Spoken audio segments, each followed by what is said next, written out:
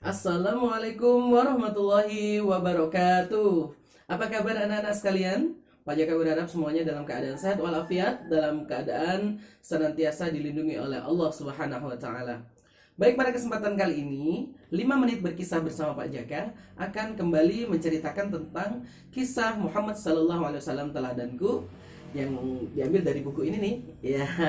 Nah, kita sudah sampai di bagian akhir, yaitu tentang Nabi Muhammad SAW kembali ke dusun. Bagaimana ceritanya?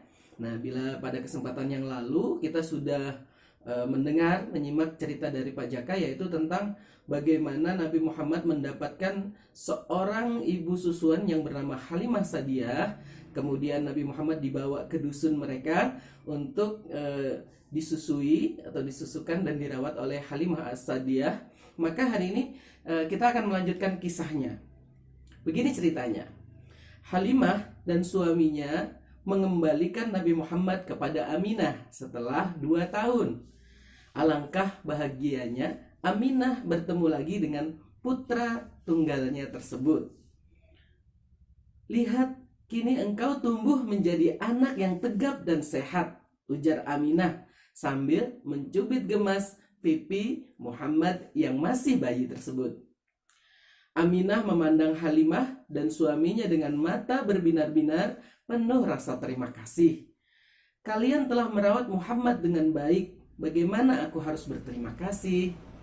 Halimah dan suaminya saling berpandangan dengan gelisah.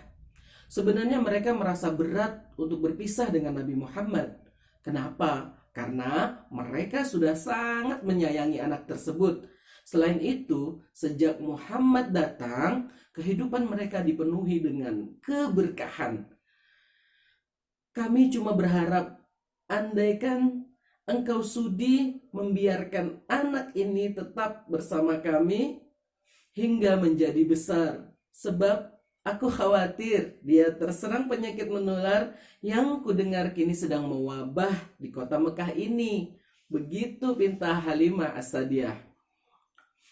Aminah menyadari bahwa yang mereka pinta ada benarnya, tetapi hatinya bimbang karena dia hampir tidak sanggup untuk berpisah lagi dengan putra satu-satunya tersebut.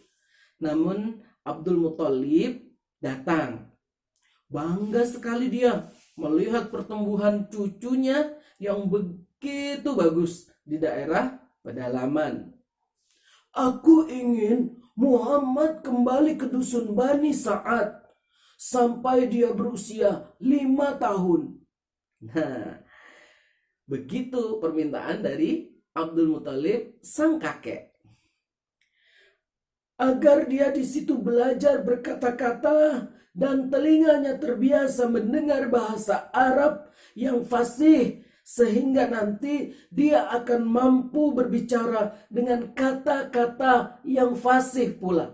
Begitu kata Abdul Muthalib melanjutkan perkataannya. Nah, Aminah mengerti bahwa dia harus kembali melepas Muhammad demi masa depan putranya itu. "Beri aku waktu beberapa hari bersama putraku. Setelah itu bolehlah kalian membawanya kembali."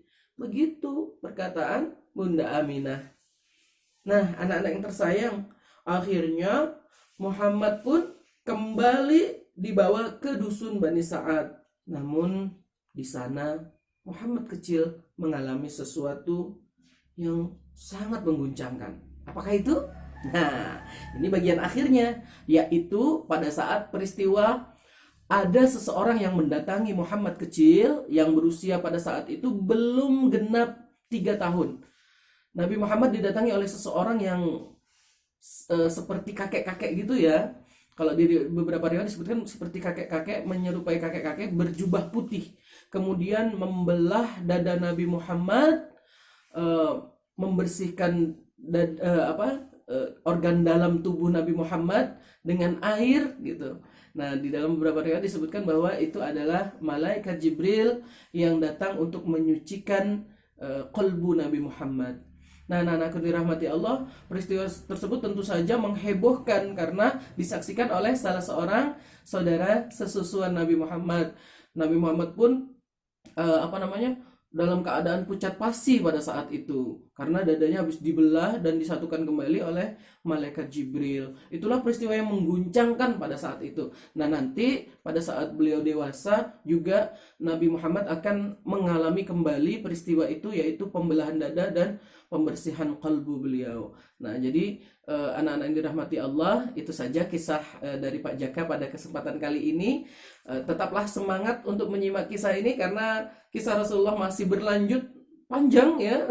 Namun namanya kita ingin mencintai Rasulullah, maka wajib mengenal Rasulullah lebih dalam, dan semoga kita semua bisa bertemu beliau di surganya nanti. Amin Allahumma amin. Sekian dari Pak Jaka. Wassalamualaikum warahmatullahi wabarakatuh. Dadah semuanya.